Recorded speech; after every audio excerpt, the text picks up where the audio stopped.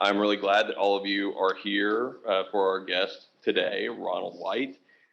He is an incredible author and an incredible person, so we're really fortunate to have him here with us. He was a connection of a mutual friend, Talmadge Boston, who's a lawyer in Dallas, and has connected us with lots and lots of incredible people, and this is another one, so very, very pleased to have you here. Ronald C. White is the author of two New York Times best-selling books about some of our presidents, about two of our presidents. The first best-selling book is American Ulysses, The Life of Ulysses S. Grant. It won the William Henry Seward Award for excellence in Civil War biography. The second is A. Lincoln, a biography, and it has been said that this biography of Lincoln is, if you're only going to read one book about Lincoln, this is the one to have. It's available outside. If you want him to sign your copy on the way out, he is available to do that. But his new book, Lincoln in Private, What His Most Personal Reflections Tell Us About Our Greatest President, has been hailed by the Wall Street Journal as an intimate character portrait and fascinating inquiry into the basis of Lincoln's energetic, curious mind. Talmadge Boston, the friend of ours that I mentioned earlier, also reviewed the book, and his review said that as every generation finds its own grounds for admiring Lincoln, Ronald White has found a new angle that provides one more reason to sing the man's praises. His notes to self practice provides a means for thinking with more clarity. And I couldn't agree more. As many of our law students and Baylor undergrad students know, we talk about leadership here at Baylor quite a bit. And as part of leadership, part of our journey as leaders is that we use self-reflection to think about what we have done, what we're good at, what we're not good at, and how we might improve ourselves. And so this new biography, talking about Lincoln's self-reflection practice, is particularly powerful. We also like to use history to teach leadership. We believe that from history and from our great leaders, we can learn things that we can incorporate into ourselves, and we learn things that maybe we don't want to incorporate into ourselves. And so history is just a wonderful teacher for many reasons, but leadership is one of them. Ronald White is a graduate of UCLA and Princeton Theological Seminary. He received a PhD in religion and history from Princeton University. He's a senior fellow at the Trinity Forum in Washington, D.C. He's taught at UCLA, Whitworth University, Colorado College, and Princeton Theological Seminary. He's lectured at the White House and been interviewed on the PBS NewsHour. He's spoken on Lincoln in England, France, Germany, Italy, Mexico, and New Zealand. Quite the renowned author and expert on Lincoln. So couldn't think of anyone better to talk to you about one of our most fascinating lawyer leaders in history. I'm going to welcome Mr. White, who's hailing from Pasadena, California, where he lives with his wife, Cynthia. Welcome, Dr. White.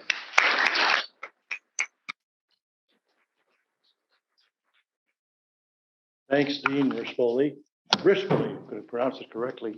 I'm going to begin with a thank you, an explanation, and a confession.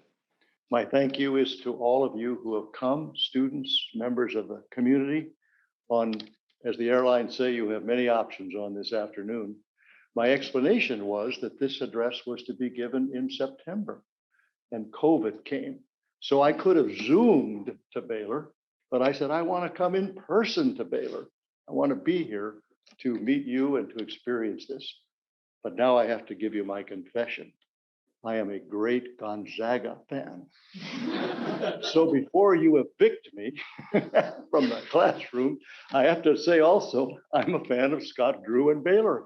I think these two schools and these two coaches do it right. They're not angry on the sidelines. They're not shaking their fist at the referee. So I admire Baylor, but I'm a Gonzaga fan. So I hope you'll forgive me. In the 21st century, 4 presidential historians' polls have been done to rank our presidents. Abraham Lincoln has finished first in all 4 of those polls. But the Lincoln that most of us know, I hope we learned something of him in high school and college, is in some ways what I would say the public Lincoln. The Lincoln who signs the Emancipation Proclamation, offers the amazing Gettysburg Address, then the second inaugural address. This is the public Lincoln. What I want to talk to you today is about what I call the private Lincoln. This book is called Lincoln in Private. And this is a story that I think we don't know, or if we know it, we don't know it very well. Let me set the scene. It was the spring of 1863, and Abraham Lincoln faced a chorus of critics. The Civil War was not going well. The North thought they would win the war quite easily because they had twice as many men in arms and a much greater industrial might.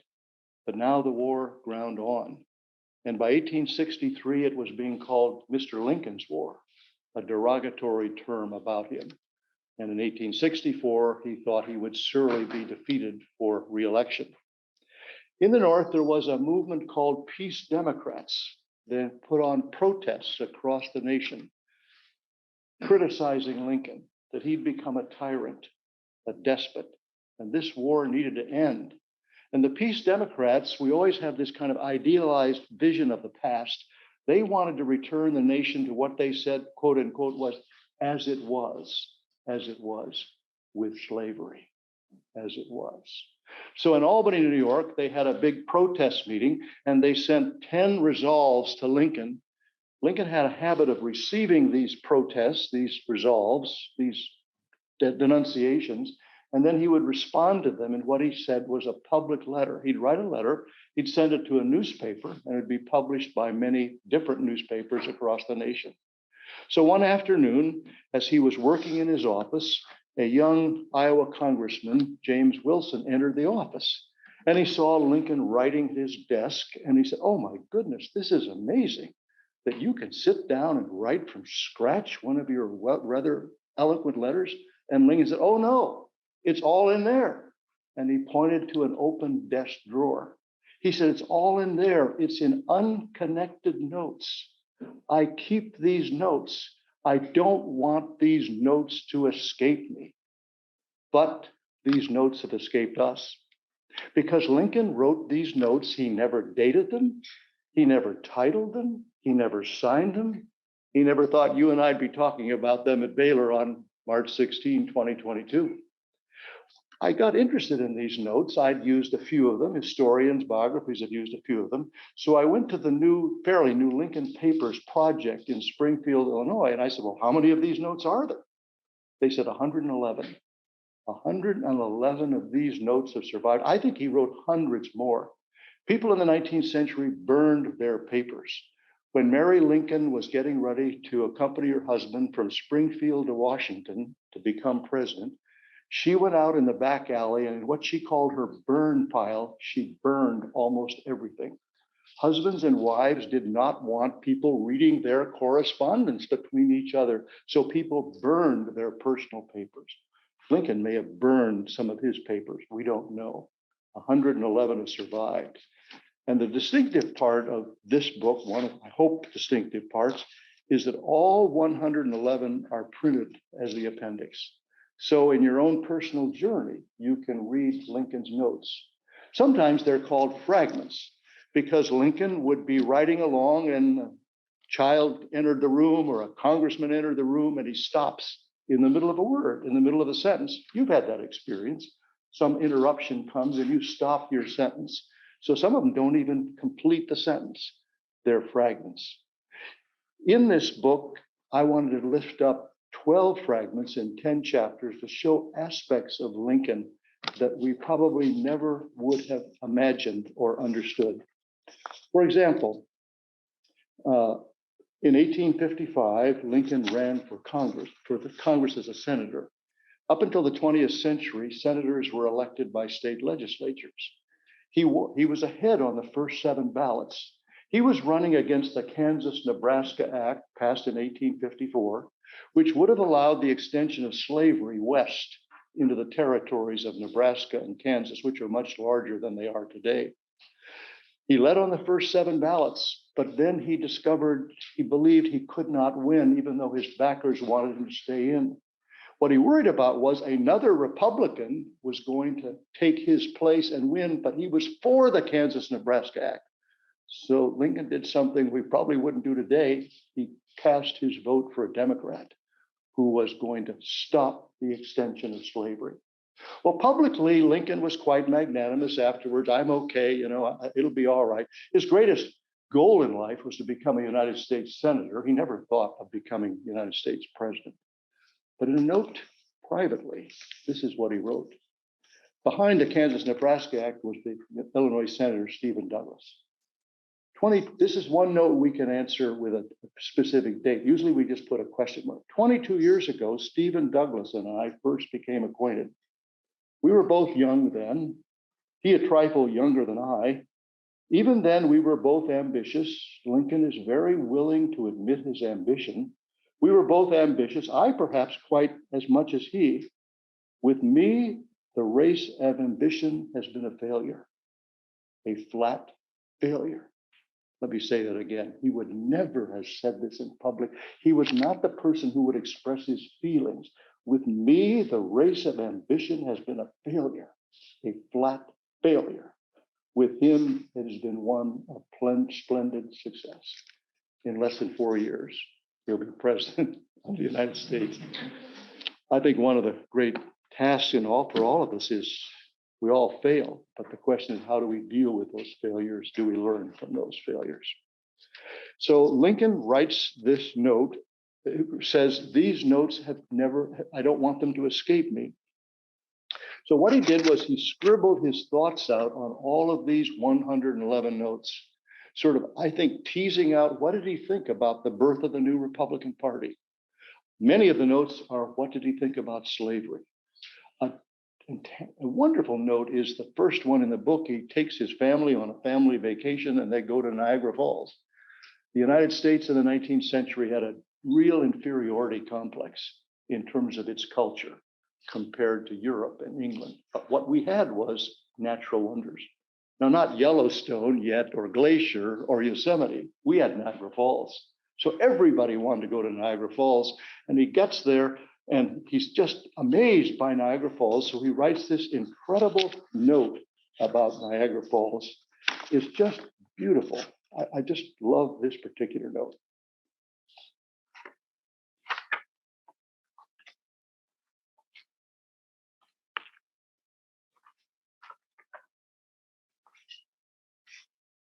I'll read the last part of it. But still there is more. It calls up the indefinite past, when Columbus first sought this continent, when Christ suffered on the cross, when Moses led Israel through the Red Sea, nay, even when Adam first came from the hand of his maker. Then as now, Niagara was roaring here. The eyes of that species of extinct giants whose bones fill the mounds of America have gazed on Niagara as ours do now. Contemporary with a whole race of men and older than the first man, Niagara is strong and fresh today as 10,000 years ago. The mammoth and the mastodon, now so long dead that the fragments of their monstrous bones alone testify that they ever lived, have gazed on Niagara. In that long, long time, never still for a single moment, never dried, never froze, never slept, never rested. Comma, he doesn't conclude the note. So he goes home to Springfield, and his law partner, William Herndon, who after Lincoln's death will present himself as the great interpreter of Lincoln. I know Lincoln better than anyone. Herndon had recently been to Niagara, but he didn't know that Lincoln had written this note. So this is what Herndon says of his law partner. He had no eye for the magnificence and grandeur of the scene, for the rapids, the mist, the angry waters, and the roar of the whirlpool. According to Herndon, Lincoln was, quote, heedless of beauty and awe. I don't think he knew him well at all. So what we want to talk about this afternoon is this particular note of which you have in your hands now, Notes for a Law Lecture. Lincoln spent 24 years as a lawyer, 12 years as an elected politician. The editors list, you see the July 1st, 1850, a little biographical background.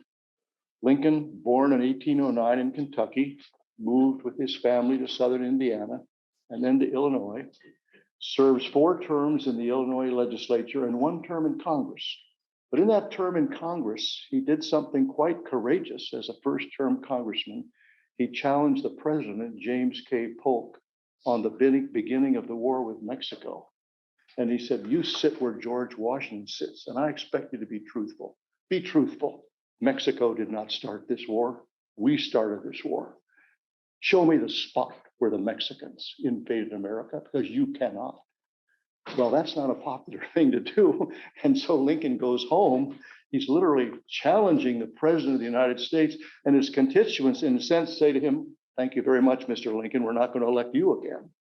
And so he decides he will become a full-time lawyer, and he retires from politics. 5 years as a lawyer, 49, 50, all the way through 54. Now, I don't think Lincoln could possibly have written this in 1850 because he's just beginning his full-time career as a lawyer. That would have been very audacious for him. Why does he write this notes for a law lecture? We have no evidence that he ever gave such a lecture. Think of the way lawyers were trained in the 19th century. In Lincoln's day, there were 7 law schools, but only 2 in the West. So what people did was they apprenticed themselves to a lawyer. They read law. They were in a law office. They took the books and read law. Lincoln didn't do either of those things. Most of the lawyers were lawyers and then became politicians. He was a politician who became a lawyer. But he is apprenticed and becomes a lawyer in 1836. Then, as he resumes his full-time practice, he's out practicing on what was called the 8th Judicial Circuit, an area of central Illinois, twice the size of Connecticut. And he spent 180 days a year, half of the year, in 2 3-month segments out on that circuit. So when young men came to him and said, could we apprentice with you, Mr. Lincoln? I can't do that because I'm not in Springfield. I wouldn't have the time. You wouldn't be able to be with me. I'm out on that circuit. So I think he thought he would give a lecture for lawyers. Let's look at it together. I think it's really instructive. I love the distinctive aspect of the way you are learning law here. I've been learning about that from students and from the dean. Your particular emphasis, I think, is terrific. I am not an accomplished lawyer. What? You are an accomplished lawyer. You are one of the great lawyers of Illinois by the early 1850s. Most people today say, I am. No, Lincoln says, I am not an accomplished lawyer. And then this next sentence is just incredible. I find quite as much material for a lecture in those points where I have failed as in those where I have been moderately successful. Would you like to name for me the contemporary politician or CEO or president of this, that, or the other who's willing to say, I learn as much from my mistakes as where I've been moderately successful? Wow, if this person isn't an example for all of you as you move forward in the various vocations that you choose, this is really quite remarkable. The leading rule for a lawyer, as for the man of every other calling, is diligence. Diligence was a very fashionable word in the 19th century. This is a word that Lincoln was holding on to himself, a word that was used quite often. And Lincoln prides himself on being very, very diligent. Leave nothing for tomorrow, which can be done today. In some ways, this lecture is really a sort of almost a do's and don'ts of what you can do and what you cannot do. Whatever piece of business you have in hand, before stopping, do all the labor pertaining to it which can be done. What kind of law did Lincoln practice? Well, Lincoln practiced a whole variety of law. What happened was in the 1980s, a Lincoln legal project began in Springfield to try to determine who was Lincoln as the lawyer. So they went out into the 102 county courthouses of Illinois, and they found Lincoln legal documents in 88 of them. Many of the Lincoln legal documents had turned blue with age, and one thing kind of dominated every single one of them. His name had been razor bladed out. Now, why would that be? Because in the 19th century, autographs were really, really important. We can tell it's Lincoln because of the handwriting. I remember some years ago, I was doing an event in Philadelphia at the Free Library, and an older woman came up to me and she didn't want me to sign her book or anything. She had an autograph book. And she said, would you just please put your autograph in my book? I'm collecting autographs. That's what people did in the 19th century. And so we found all of these Lincoln legal documents. Ultimately, they were put together in a CD-ROM. Finally, they were put together in 4 volumes that you can purchase. But with all those Lincoln documents, I believe that this Notes for a Law Lecture is the best of all. It's the most revelatory. It tells us a lot of who does Lincoln. He's lecturing to an audience, but if you think about it, he's really saying, this is who I think a lawyer should be. I think it tells us a lot about Lincoln, the lawyer. I have to say, though, for all of you who are aspiring lawyers, when I wrote the A. Lincoln biography, I determined that I would try to include more about Lincoln, the lawyer. I felt that the previous biographies had not said enough. And I was working away at this and writing this and doing that and including this and that. But one afternoon, my editor from New York called and he said, Ron, this isn't very sexy. This isn't very sexy. He said, I know you want to include all these things about Lincoln, the lawyer, but this isn't very sexy. I don't know that this is going to grab the audience. So I had to cut a little of it. But I really believe that if we were to study Lincoln, the lawyer, we would have an opportunity to understand Lincoln, the president, and why he is so great. I'll come to that in just a moment. One of the things that Lincoln was concerned about, there was a kind of a regular phrase in Illinois, which is a frontier state in those days, go to law, go to law. Everybody was going to law. Everybody was suing each other. They were suing each other. They were suing the Illinois Central Railroad. The Illinois Central Railroad was suing the farmers who were getting in the way of the railroad. And Lincoln was concerned for what he said was community. Because as he will say in this note, that you may win the case before a judge or a jury, but the winner is often the loser. And one of the things that Lincoln learned from his second law partner when he was the junior partner, Stephen Logan, was to really think about the fact, do you want to bring this case to court? Is this what you want to do? Do you want to set up people against each other? I've watched people who are going through a quote unquote amicable divorce. You put 2 lawyers involved in that and it's no longer amicable. It becomes really cantankerous. So Lincoln is concerned with the bonds of community in these small towns and in rural Illinois. How can these communities keep their bonds of affection and friendship together? He believes the lawyer has a role in that, either positive or negative. When you bring a common lawsuit, if you have the facts for doing so, write the declaration at once. If a law point be involved, examine the books and note the authority you rely upon, the declaration itself, where you are sure to find it when wanted. The same defenses and pleas. In business not to be litigated, you list them here, ordinary collection cases, foreclosures, partitions, and the like. Make all examinations of titles and note them, and even draft orders and decrees in advance. This course has the triple advantage. It avoids omissions and neglect, saves your labor once when you are done, performs the labor out of court when you have leisure, rather than in court when you have not. There's some funny cases associated with Lincoln. There's 2 county courthouses still standing in Illinois where Lincoln practiced law, and I visited both of them. One is in Metamora, and the story is told by the people there, by the sort of local curator, that Lincoln was asked to defend a woman who had been attacked by her husband. And so she picked up a piece of wood, hit him over the head, and killed it. But she was being accused of murder. So the court case went on in the morning, and the judge adjourned the court for the lunchtime. And when they came back, the judge said to Mr. Lincoln, well, where is your client?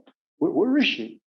Well, he said, he said, as we got to lunch, he said, I'm very thirsty. I need some more water. Where do you think I can get some water?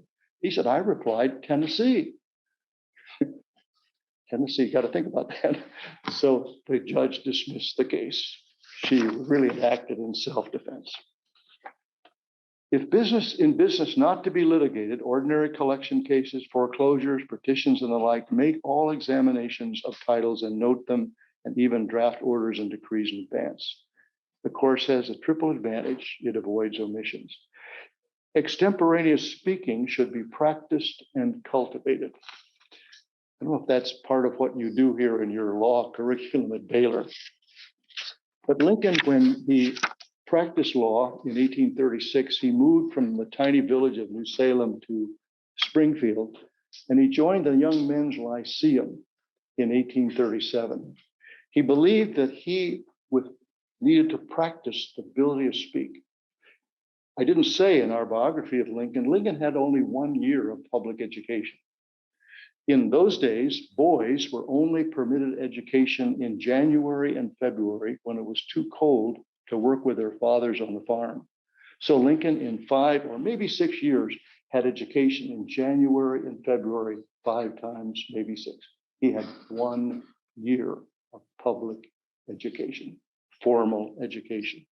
So he believed that if he was going to be a good lawyer, he needed to increase his ability to speak.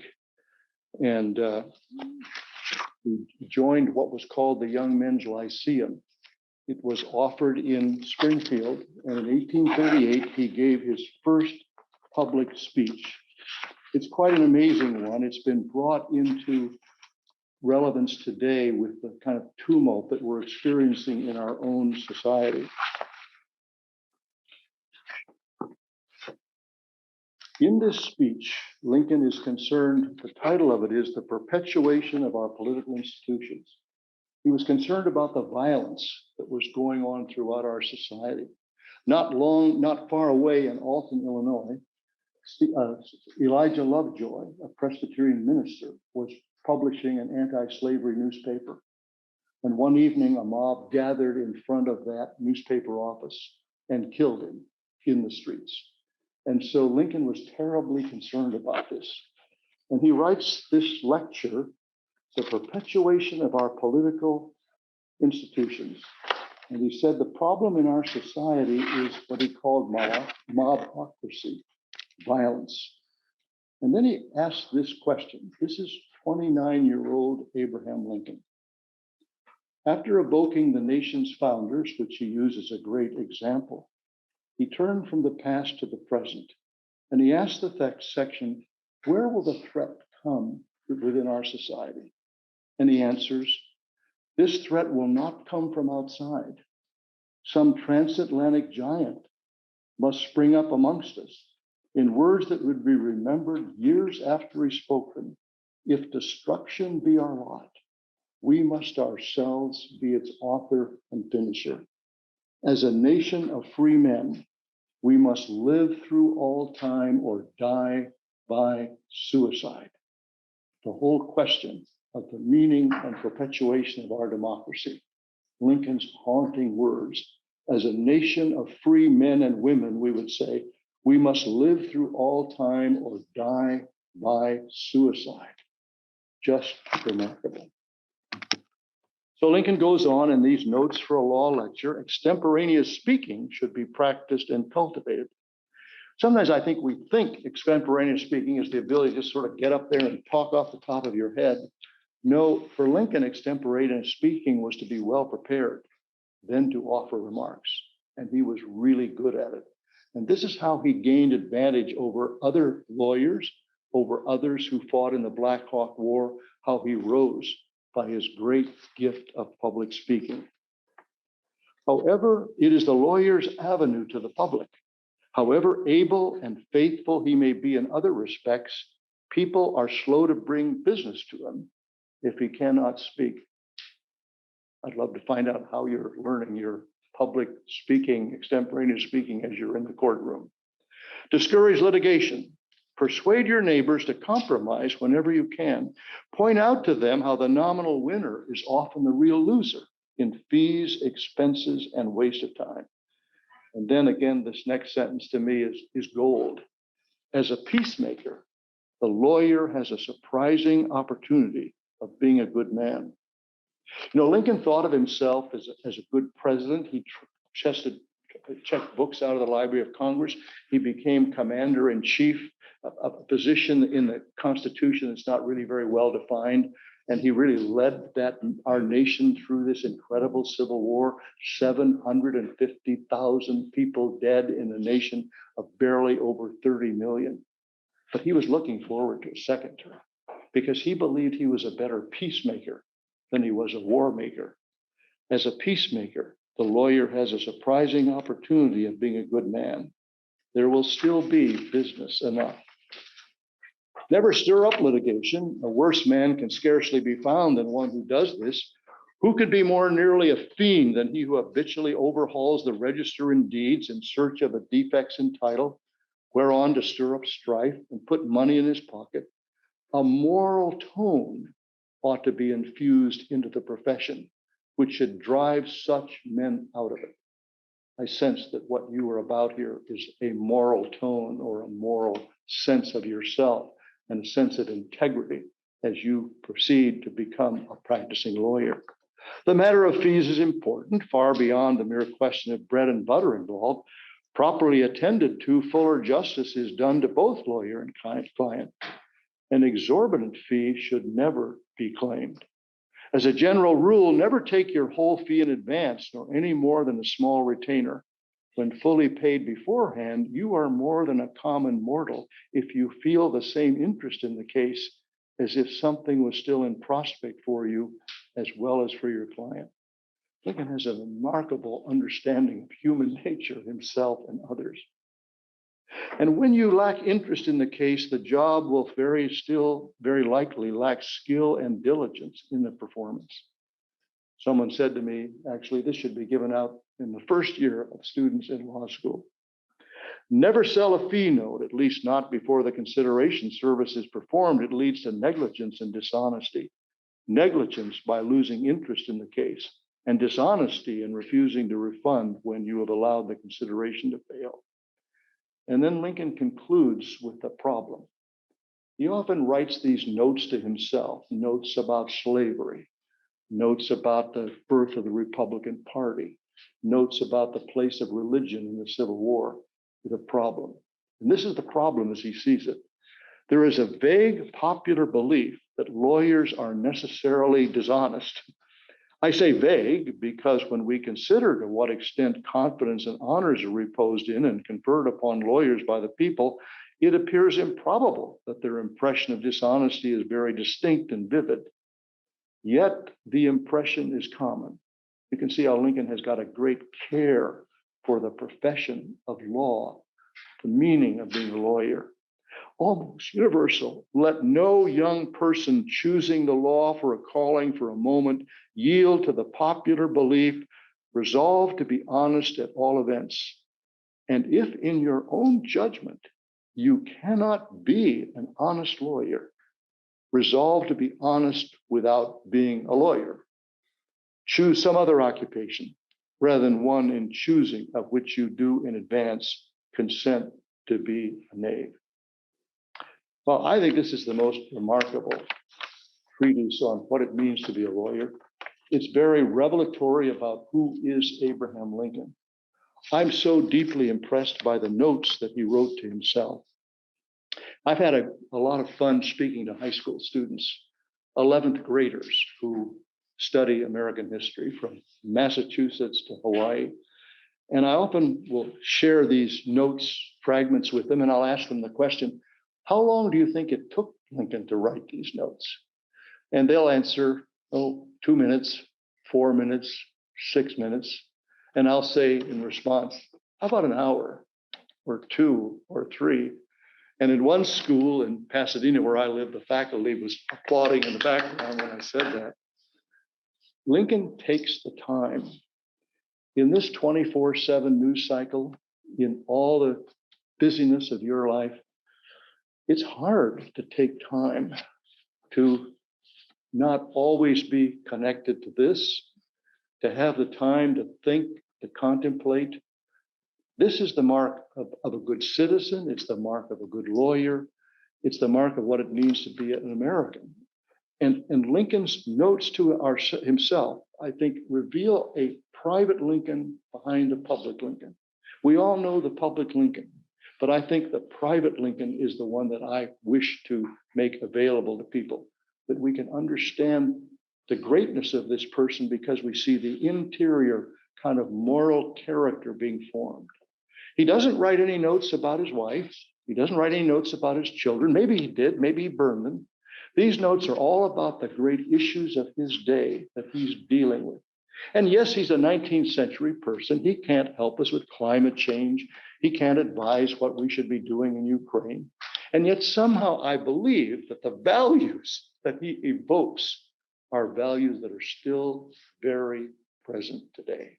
So I commend to you Abraham Lincoln in private. Thank you.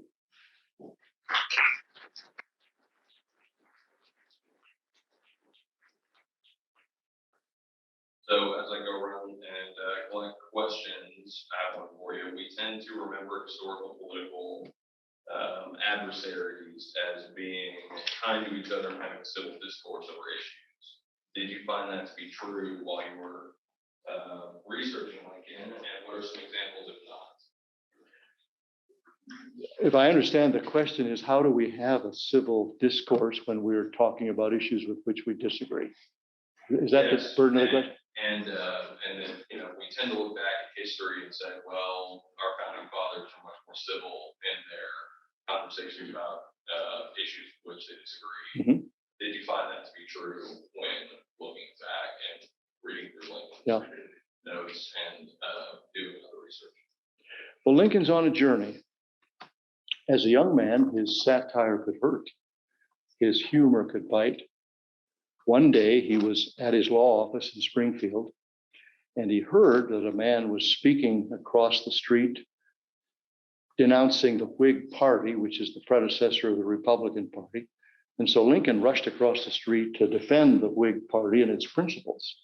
And when he saw the man speaking, the man had some kind of physical disability. He may have been shaking or something like that. And Lincoln got up and imitated the man's physical disability, his shaking. And the man was so humiliated, he burst into tears and rushed out of the room.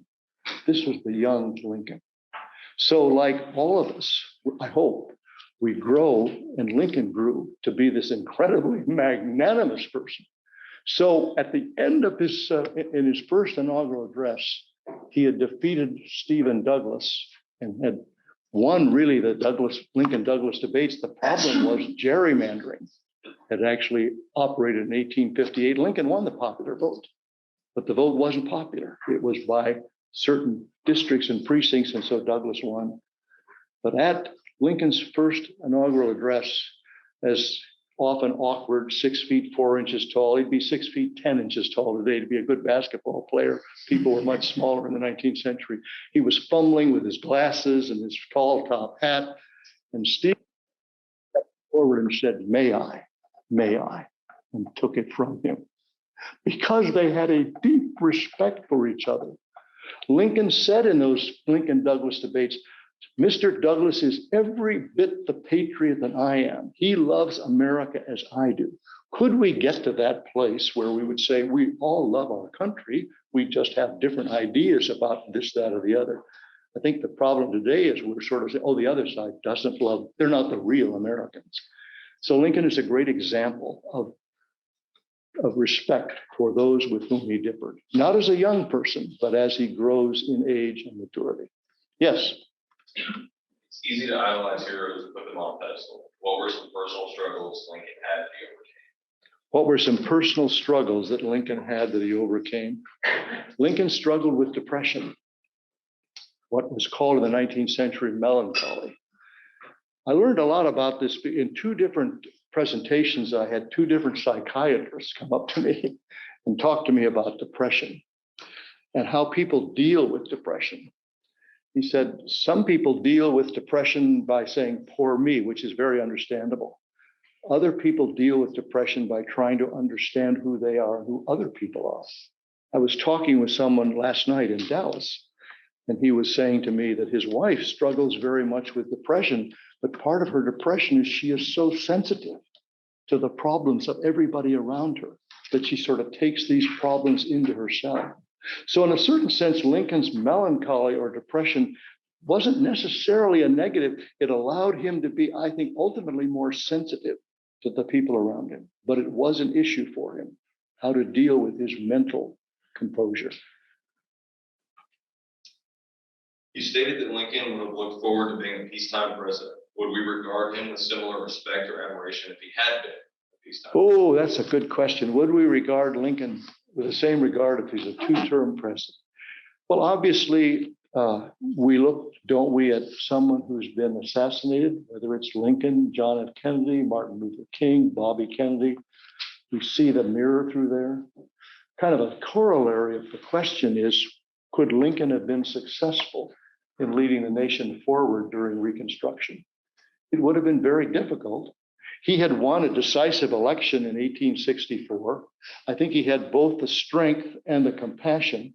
He probably wouldn't have imagined that the South would have so quickly reconstituted itself, both its generals and its newspaper editors, to, in a certain sense, hold slaves, not in physical, political, legal slavery, but in a certain kind of what we would ultimately call segregation. Jim Crow becomes segregation. But no one would have been better positioned to understand and to lead at that moment, and no one had more the respect of the nation. I'm going to read this one verbatim. Okay. At Baylor Law, beloved evidence professor Jeremy Counselor teaches us about Lincoln's famous Almanac fact case, the one where he used, a true classic. Are there other excellent trial stories attributed to Lincoln? Well, I told the funny one about the woman who got a drink of water in Tennessee. Well, Lincoln had the ability, and I think he learned this from his second partner, Stephen Logan, not focusing on specification. He said, the lawyer has to be willing and able to put himself, herself, into the shoes, into the thinking, into the emotion of the other person. You have to so put yourself there. And so many of these notes, I didn't say this in my kind of introduction, it's almost like Lincoln is a prosecuting attorney. He's marching up and down, sort of putting out the problem. If I may, I'd like to read one more quickly to you, because this was what we talked about on Monday evening in Dallas. A man by the name of Harlan Crow has this incredible home and library with a full-time curator. And of all the documents he has, this is the most priceless. This is 1854, we think. If A can prove, however conclusively, that he may have right enslaved B, why may not B snatch the same argument and prove equally that he may enslave A? Oh, you say A is white and B is black. It is color then, the lighter having the right to enslave the darker. Take care. By this rule, you are to be a slave to the first man you meet with a fairer skin than your own. Oh, you do not mean color exactly. You mean whites are intellectually the superior to blacks and therefore have the right to enslave them. Take care again.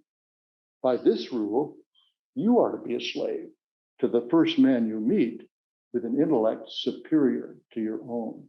Oh, but say you, it's a question of interest, economic interest. And if you can make it your interest, you have the right to enslave another. Very well. And if he can make it his interest, he has the right to enslave you. Only a lawyer could have written that. That's a syllogism. It's just remarkable.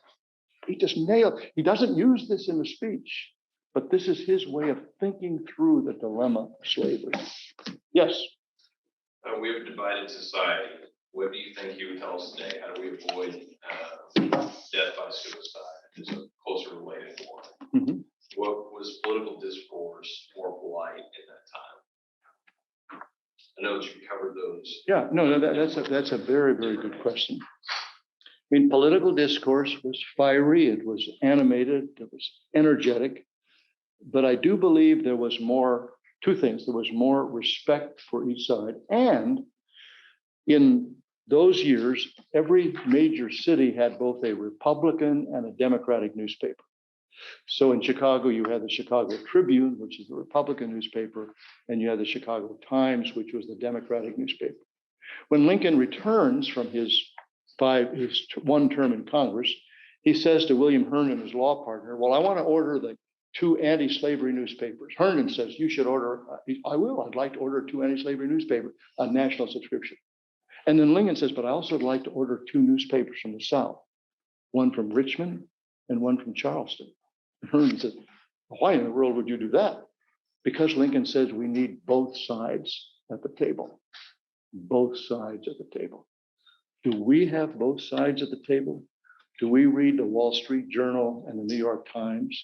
Do we watch Fox and CNN? No, we have sorted ourselves out so that we watch one silo or the other silo, and we're not communicating with each other. I was with the president of the Bush Library on Monday, and he told me that we're all sorting ourselves out. He said, if you're a Republican, you'll be shot if you move to California.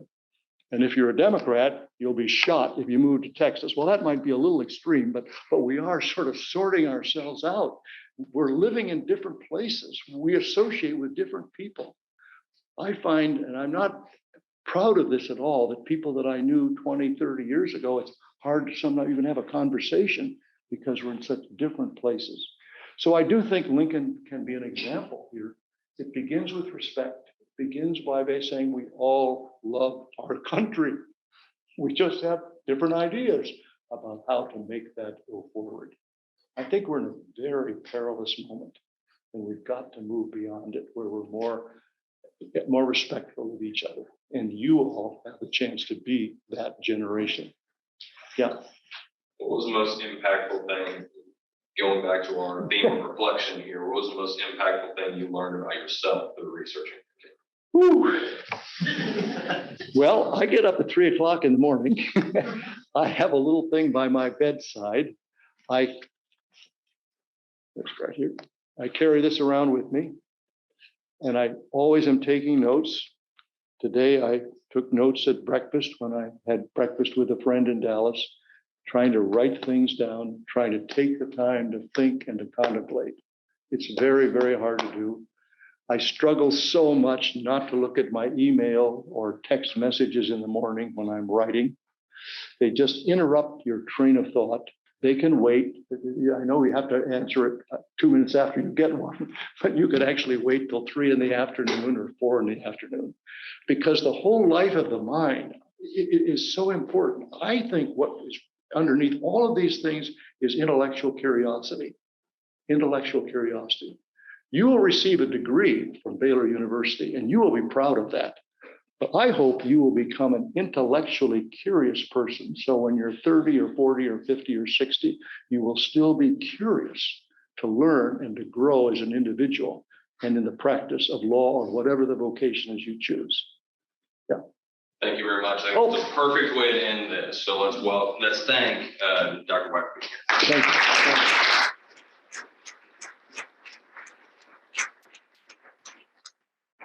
We have his book outside if you'd like to purchase it and get his autograph. And I'm sure that he would be happy to stay here and answer some questions. Sure.